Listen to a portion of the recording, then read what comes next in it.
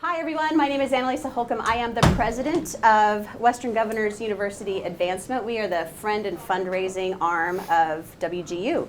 And I have the distinct honor of being able to work directly with each of the folks on this panel to do good work to help learners throughout the country.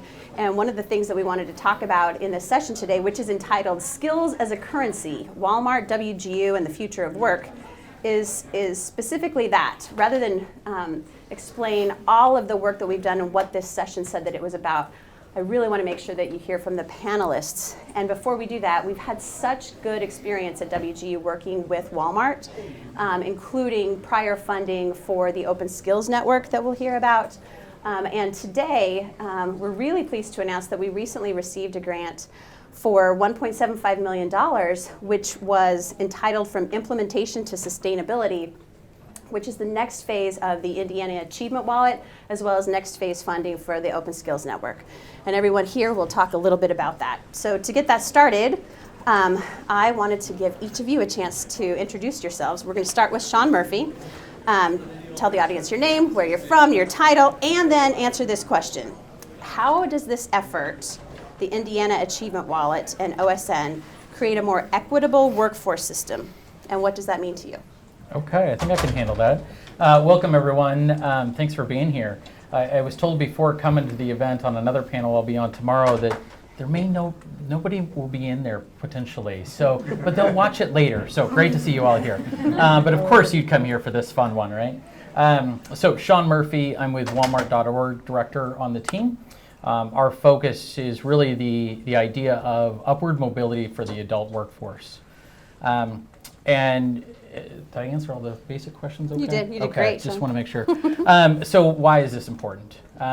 It's when you think of Walmart, the fabric of who the company is, 75% of the managers in the clubs, at the stores, and in the supply chain have come from hourly roles. The managers have come from hourly roles. So mobility is very much a fabric of who we are. And so when you think about the work that we focus on with mobility, it's how do you enable not only associates in our within the company, but externally, how do you give people an opportunity to really move up, right? To really recognize the multiple pathways that people can take. I imagine most of us in this room took one pathway, the traditional pathway, even though only about 32% of the population actually gets a degree. The remainder take a whole lot of different other pathways, and those are very successful for a lot of folks. And so while this is not about skills versus degrees, it never should be. Skills is really ultimately the language that crosses all forms of learning and employment. How do you really build the infrastructure? I think Marnie, you've talked about it before as far as how do you build the railroad system, right, for the workforce system. And I've most recently talked about it. I've been remodeling a house and thinking about the electrical systems, right, the plumbing. Those are very important elements to be able to make everything else, all the pretty stuff work. How do you build that infrastructure? And so as we think about all of this work, whether you're doing a short-term training path, whether you're in the military, whether you are learning through volunteering or even learning through a YouTube show, right? Or you're going through a path like a degree. How do those learnings, how do they ultimately support, how do you help an individual be able to move up and be able to recognize how those different mechanisms can meet those goals of where you're going. So we can talk more about it as we go. Terrific. Thanks, Sean. Thanks. Darren, how about for you? I'll repeat it. How does this effort create a more equitable workforce system? Thank you. Hi, I'm Darren Hobbs. I'm the Vice President of Academic Records, Careers, and Credentials at Western Governors University. And the story for me and why this work is important and how I believe it creates equity, on top of everything that you said, is that I want learners to understand that they possess talent. The skills that they have gained through all of their different activities have value. Because unless it's pointed out, I think it eludes most of us, especially if we're not even aware of the skills that we currently possess. So how can we know that they have value, and how can we hold them with value in our own minds? That's my story. I grew up in a little bitty town. My future was to work for Kmart and hopefully be a store manager one day. College was a notion because my brother went to college. So I went off to college because he said I should, so I could get a business degree, except I was horrible at business. So I ended up with psych degrees, but never did psychology. I worked in insurance because my mom was in insurance. And then I found my way to Western Governors, where my life started to have some direction and some meaning. And so I've been kind of unintentional, but evidently someone thought I had skills, and they made me a registrar because of my background in insurance. None of these things were connecting for me. The Achievement Wallet is meant to lift into the conscious mind for learners the skills that they have gained, where they gained them, how they're valued in the market, and how it can lead them to new opportunities, new potentials, things that they can't even dream of. I want that to happen for all people. That's my story. Awesome, thanks, Darren. Marnie. I'm Marnie Baker-Stein, and I'm the Chief Academic Officer and Provost at Western Governors University, and I'm the Chief Skills Nudge at Western Governors University. I guess an example of, for me, in addition to everything that y'all have shared, is that we've got employers all over this country, in urban areas and rural areas, wanting to grow. And wanting to build the economies of the zip codes where they operate. And they often cannot find the talent they need for really wonderful high resilience jobs. And then we have individuals in those same zip codes who've got skills and maybe even have some credentials, but they have no idea how their personal value aligns with the employer demand in the places where they live or where they want to live. And this work helps bring those two stakeholders together in ways that not only help economies to grow and individuals to thrive, but hopefully can really start moving the dial on the diversity index for some of these high resilience jobs, which just are not there yet for our low income citizens and our citizens of color. And how can we this allows this kind of technology and this kind of approach that is represented in the Indiana Achievement Wallet and in the work of the Open Skills Network is really, I think, our attempt to figure out how to make those connections and how to not only improve lives, help economies to grow, but while doing it, make sure that the diversity index in high resilience jobs is moving in the direction of equity into the future. Thanks, Marnie. Hi, I'm Sarah DeMark. I am the Vice Provost of Workforce Intelligence and Credential Integrity at Western Governors University. I'm also serving as the Interim Executive Director for the Open Skills Network. And so I don't know, I think you all have sort of highlighted really important points, and I think kind of going back to the title of this session, it's really, there is no common like currency that we have between employers and education providers and individuals today. Everybody's speaking different languages, everybody's bartering with different things. And so as we see like this, I guess, resurgence of skills-based hiring and this need to be able to connect education to the needs of employers, skills is that common language that starts to connect those pieces together, while I think to the point of really empowering individuals to be able to take advantage of that, understand what skills they have and what value they have in the market. Most people have more skills than they know, right? People don't really think about it in that way. They think, oh, I took a math class, I learned math. You're like, okay, well, you did learn math, but you also learned problem solving, critical thinking, reasoning, communicating with data. Like, there's so many skills that people are learning, whether that's in courses or on the job that they just don't put those things together in a way that is meaningful and they can communicate to employers, or even be able to pick meaningful education opportunities that align with the careers that they're looking for. And so really this key points around skills is creating that common currency that we can all start to hook into to really start to make this infrastructure work. Thanks, Sarah. Thanks to all of you for the answers to to that particular question. And Marnie, I have a question for you. You've been it's for you now. You've been a champion of this work for many years, and I'm really interested in hearing from you about what do you see as the positive developments that have happened in recent years with regard to this work in skills as a currency, as well as what do you think are some of the biggest barriers that we face in this work in the coming years? Well, so when I first started the work around, skills-based education and credentials, and then the work around a learner-owned record or a wallet that would surface the value of that in sort of practical ways that would allow for the matching of individuals with employers and windows to employers and the individuals in the areas where they hire. When I first started working on this, when I was back in Texas at the Institute for Transformational Learning, everybody thought we were crazy. I mean, it was the craziest thing they had ever heard, and it was a slippery slope for higher education institutions to be thinking about tagging credentials to post-completion outcomes.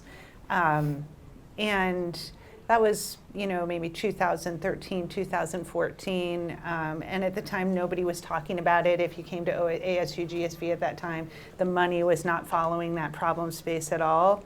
Fast forward, I'm at dinner last night, and I was talking to different folks who had their different ventures funded, and about 90% of them were all focused on this problem and this ecosystem of applications. And I think that's just telling that the whole world that we're trying to do this work in has really shifted around us, and folks are really identifying this as the problem to be solved in education today and into the future. So that's very, very exciting.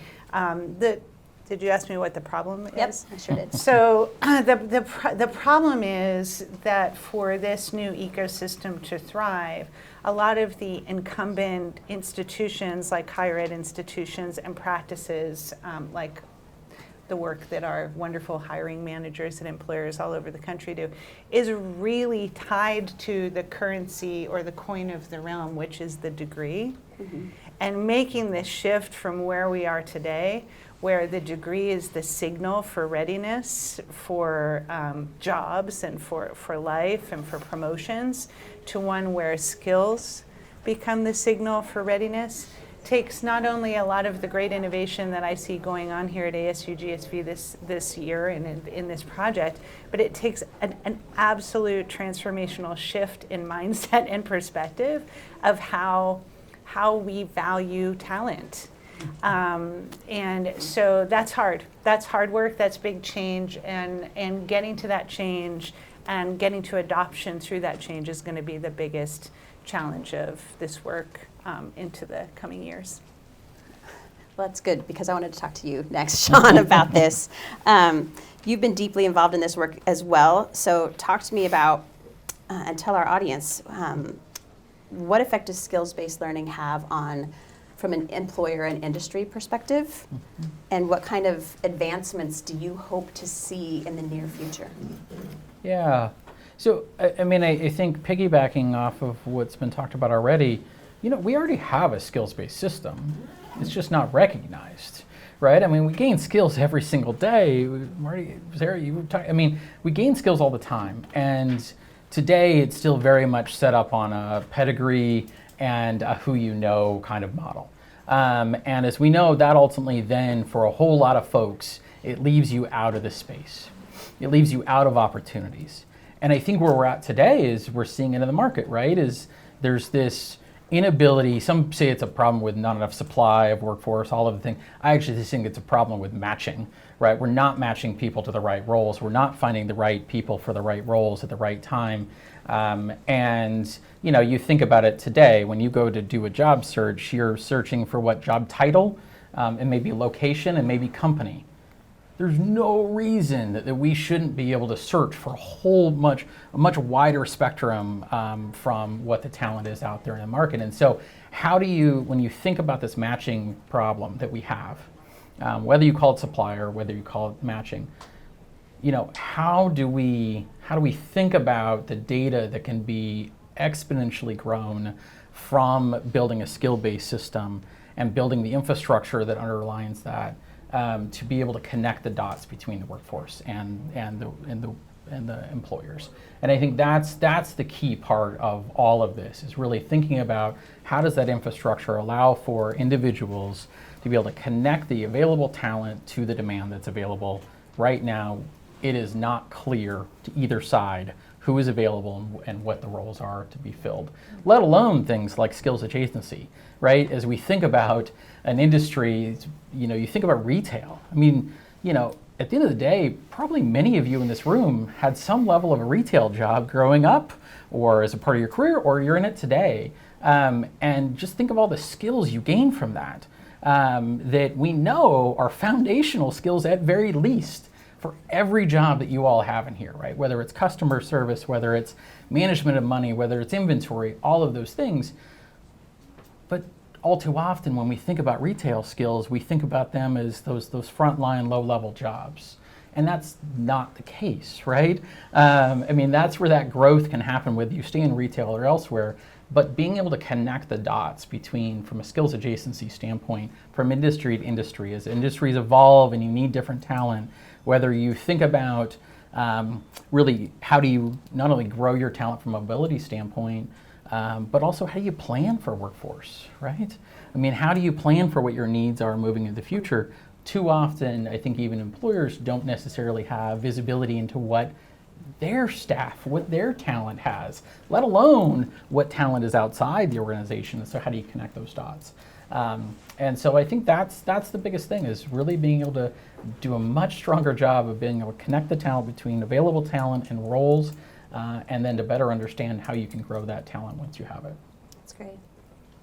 So Darren, can you talk a little bit about what is the Indiana Achievement Wallet and how is this trying to solve that? So the Indiana Achievement Wallet is the expression or manifestation of what we've all been talking about, where the skills that people are acquiring through their education in this particular use case, from Goodwill Excel Center, Ivy Tech, WGU Indiana, all of the credentials that are part of that journey have been denominated with skills in the rich skill descriptor format. And we have deliberately sought to work together to identify how those, and then align those to job roles, so that learners initially coming out of Goodwill, then Ivy Tech and WGU, can see the jobs that their credentials align to. With this next phase of funding now, we can take everything that we did together and start automating, basically making the robot smarter, so that, and you said it, when you look for a job, you look for a job role, maybe an employer in my specific area. But through the compassing piece of the Indiana Achievement Wallet, now, although a holder could still do that, we can show them other employers they'd never heard of, and job roles that they'd never heard of or thought of, and see how their skills align to those, and if there are gaps, what are those gaps? How much of a gap is there? And if I want to minimize or shore up that gap, where can I go and get the training and education to do that?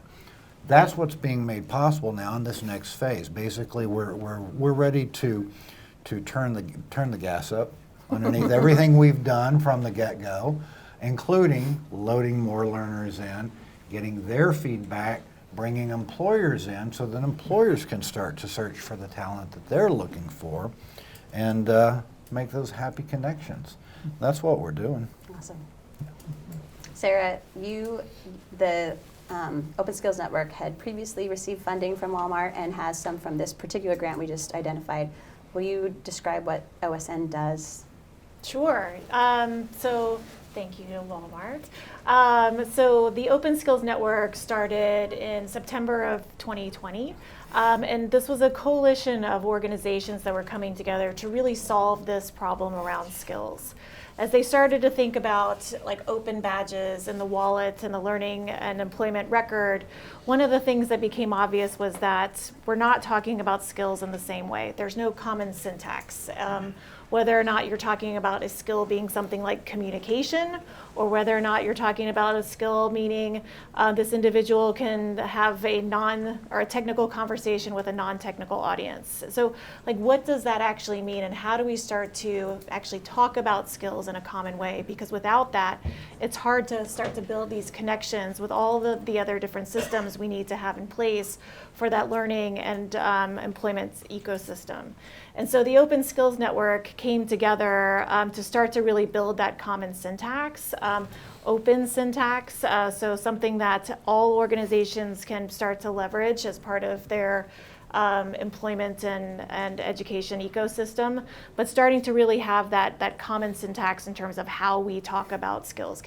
We all love skills, right? You can see it's like littered all over this conference. Skills are like every other topic, but everybody's talking about them in different ways. And so to really start to get that power, how do you start to make sure that we're really starting to communicate those? So as Darren mentioned, that common syntax with the rich skills descriptor is that common language that we put together as part of WGU and the Open Skills Network to really start to lay that foundation.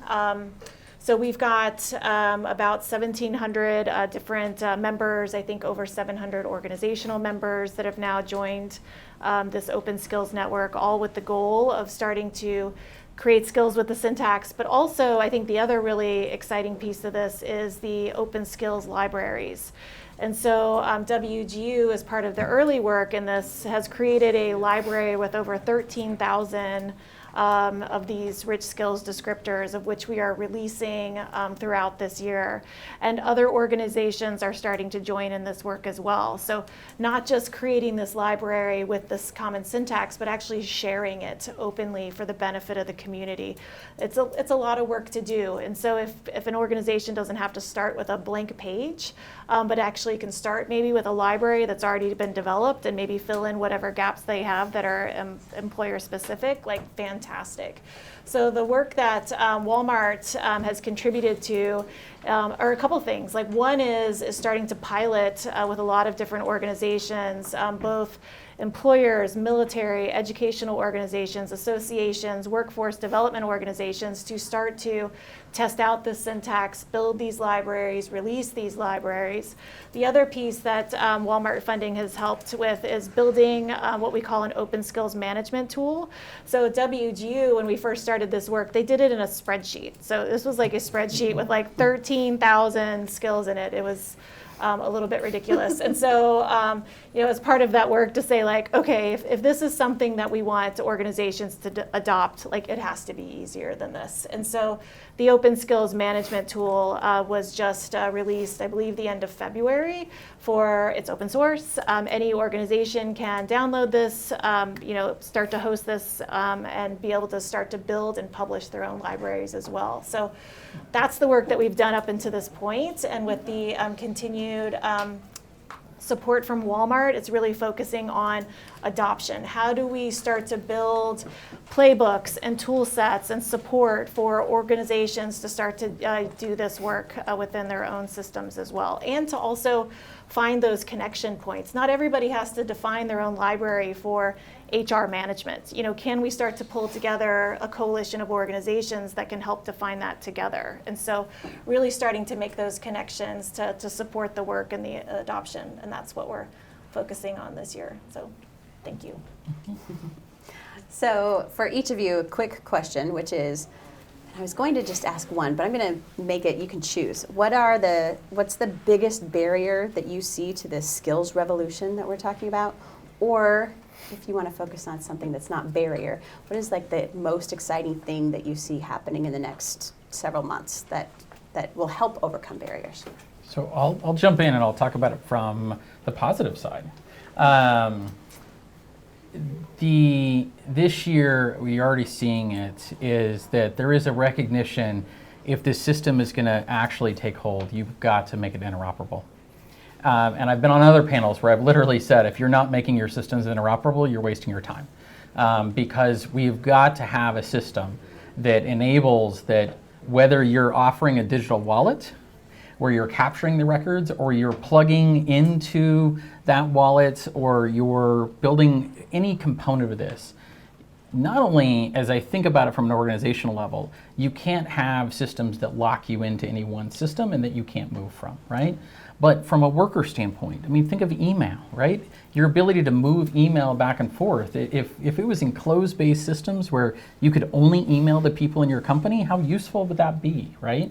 You've got to be able to move these records back and forth across systems as seamless as possible, especially if we're going to ever serve the populations that we're really interested in serving, right? And expanding out, making the economy more accessible to all is making it interoperable. And that's where I think from a positive side, I've seen some real great momentum over the last year, and I think as we'll see through the rest of this year, and how do you make sure these systems are interoperable? And I think it's one of the pieces that, as I think about the work that WGU is doing, I think with the Indiana Achievement Wallet, you've got a number of stakeholders that are national type of stakeholders who are playing in that, who are really learning from each other and working together to make sure systems talk to each other and can work together. That then has to be scaled. There's lots of learning. Is that perfect? No, but who would think it's going to be? You've got to learn and grow and ultimately inform the rest of the system. As I think about Open Skills Network, again, just the amount of part of what's enabled us to add funding to that work is that ability to be able to think about the open source. So it's not just the community that's within the Open Skills Network or WGU, it's everyone's learning from that. And so that's where it's just that real push and interest that we would have as we build those interoperable systems. Okay, Darren, do you want to go next? Yes, I do. That's what makes you a great partner. So thank you for saying that, because we're also invested in the interoperability nature of this. It's about the learners, and employers benefit. We all benefit, because we're all holders too, potentially. So yes, this stuff has to be interoperable, so thank you for saying that. I'm also super excited when we get feedback from our learners that we do focus groups with.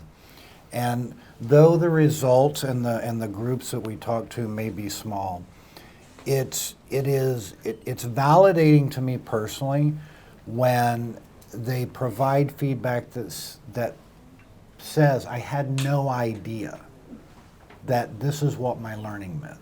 I had no idea how my learning fit in the context of a job. I knew that I could get a job, but I didn't know how.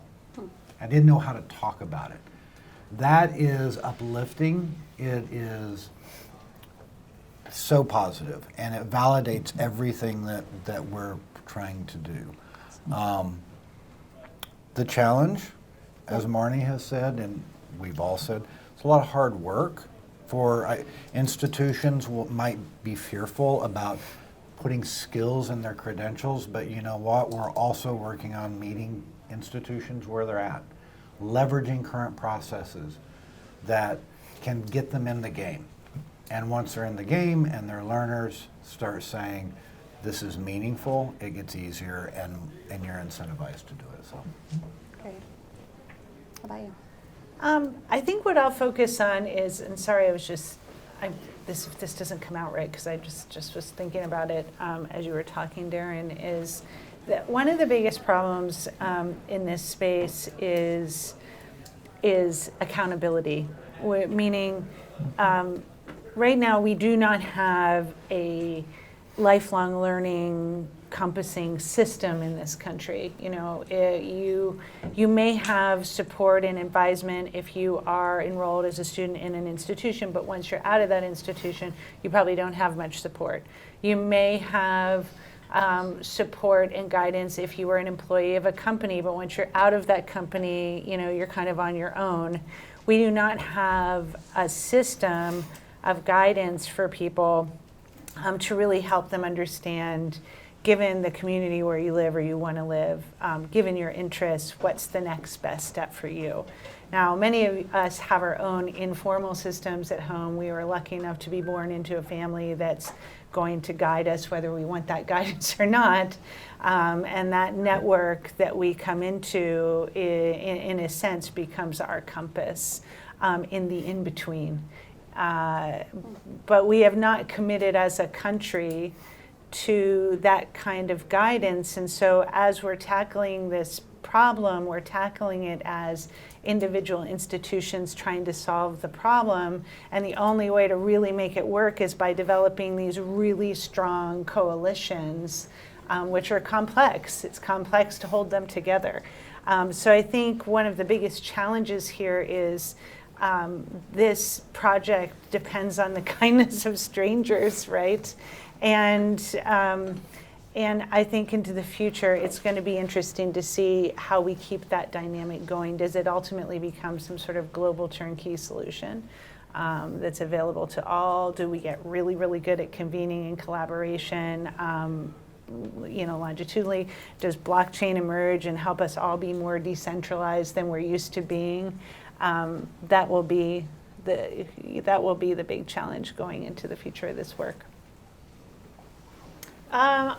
I'll just say this is a really interesting time. I think with coming out of the pandemic, with all of the challenges with the talent supply chain, all of the concern around the value of tuition and whether individuals are, really getting a return on their college education, and just like it's really interesting that all of these things are kind of coming together to say why now, right? Why are we really seeing this big resurgence of skills and this focus now? And I think it's really the larger ecosystem where all of this is really kind of coming together and it's providing a forcing function. Students aren't happy with their college tuition. They want to know what they get out of it. They want to be able to communicate the value of not just a degree, but also the skills that they're learning along the way.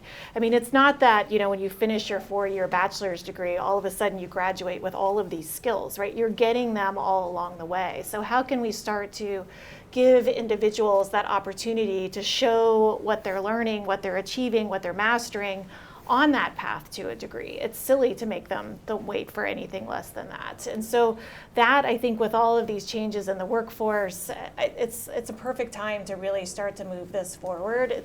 So I think the challenge is that it's not why skills, it's how skills, right? It's how do we start to connect all of these thoughts? How do we start to make these pieces all fit together?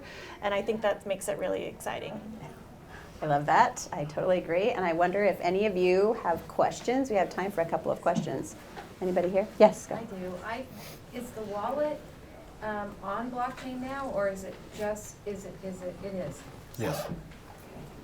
And so, but right now, just within your geographic domain, your students, that kind of thing? The students in Indiana from those 3 institutions for just now, yes. Gotcha. Thank you. I'm just curious, have you guys looked at the ESCO, the European Skills and Classifications, and if there's plans maybe to do a little bit there? So we are looking at how all of our frameworks match up. UNESCO, I think, is definitely one of the ones that are on the radar. Cool. Not only is skills the currency, but now you need to talk about the exchange rate. Yes. That's right. All right, there was another one over here. Yeah.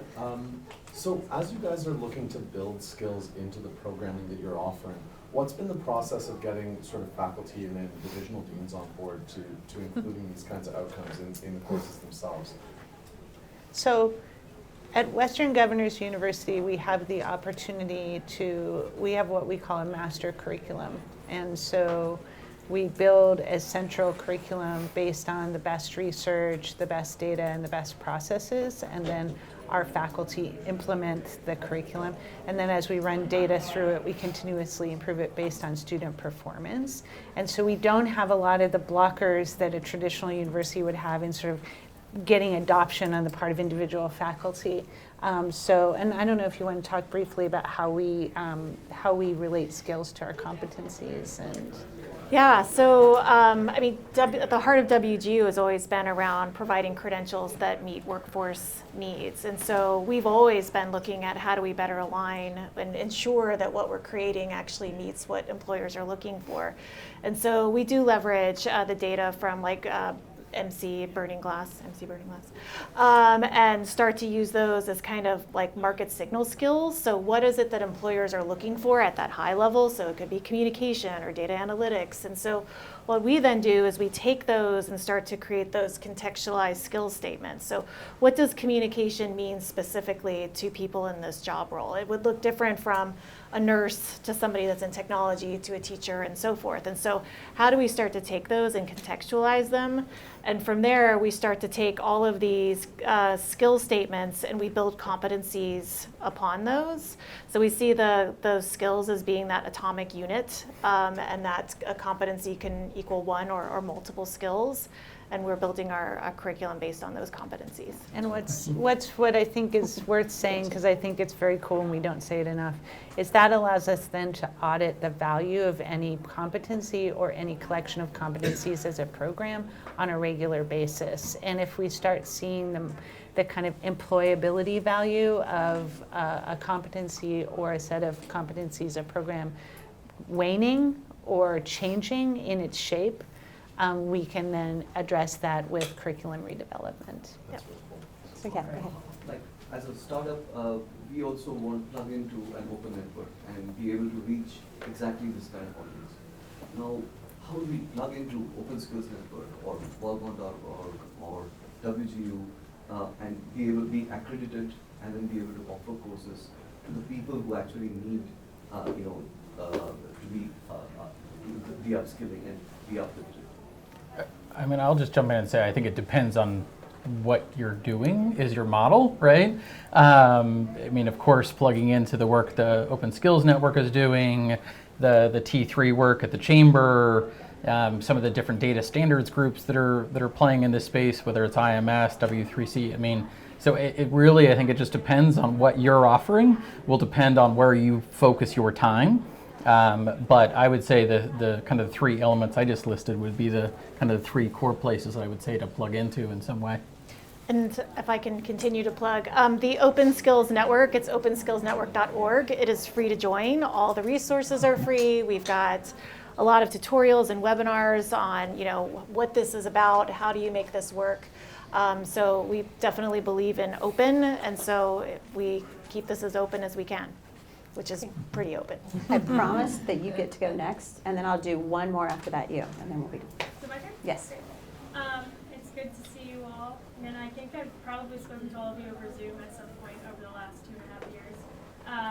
But we talked a lot about what it means to actually implement something like this and more from kind of our side of things, but I'm curious, especially being somebody who is a graduate of an Indiana school, what does this look like for the learner? How do you get learners to adopt something like this and really understand the value of it when there are so many resources out there for people, particularly when you are going through university or maybe you're going through Ivy Tech or the Goodwill Excel Center? So how are you kind of educating learners on this as an actual resource or tool for them? So part of the Indiana Achievement Wallet has always had the notion of and been integral to our thinking around it, what we call the community of care, which is at small scale where we engage with career counselors, guidance counselors, academic advisors, but also job coaches, et cetera, to basically introduce the concept of the wallet to these learners. Talk to them about what the intent of the wallet is and how they can use it, show them how it works, let them get their hands on it and start using it. And basically it is the idea that this sort of technology at some point, yes, will become kind of second nature as it gains an adoption. But initially, because it is so new, we really wanted to take the time to help learners understand this is a tool for you. So we're going to show you, we're going to tell you why we built it, here's how you use it. You tell us where we're hitting the mark, you tell us where we need to change direction, make it better for you. That's what we have been doing, and then the community of care can expand even beyond that. Yeah, I would just add on to that the user experience and the engagement there is such a key part of where this work goes in the future, right? I think there was a lot of, in the last number of years, and even before that, a lot of just development of technology, and there wasn't necessarily throughout all of that engagement with those end users, whether we're talking about employers or we're talking about the worker learners, and whether, for us, that's where some of our funding, we're working with Digital Promise and some other stakeholders, but knowing in the Indiana Achievement Wallet, there has been engagement with getting feedback from those actual worker learners is such a key part of how we continue to evolve this to make sure wherever we're building is not just us thinking it's best for everyone to use, but actually has their involvement, and that's how you're going to really start to see that. And we're going to learn a lot over the next couple of years between this project and others on what scaling looks like. Great. And- Last question. Oh, so I just, real quickly, I just do want to make clear that this is a learner-owned record. And I think that is the central difference, is that right now I've got records at Penn State and Penn and et cetera. I have to ask for them. I have to pay for them again and again and again.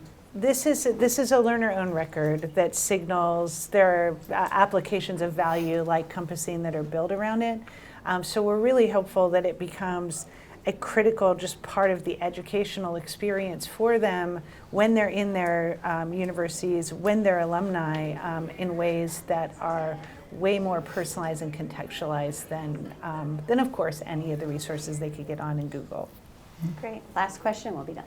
When we look at the value of education, we want the right content to be taught so it leads to careers, but also as somebody who's starting this, we would want to know that where we're going to has good graduation rates.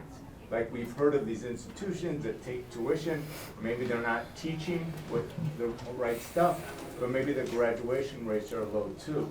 And I wonder if that's on your roadmap at all to be able to find a learner who's contemplating starting some process. Yeah, I mean, I think there's natural places in place the WGU and other higher ed can talk about from a four-year institution standpoint of knowing what's being learned, all of that sort of thing.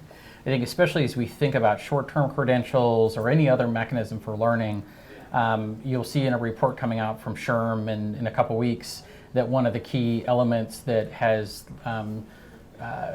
had the adoption of short-term credentials stunted in some ways is the lack of understanding quality and transparency, which is what you're talking about. And so that's going to be a key part of being able to operate, not just have standards out there, right? You have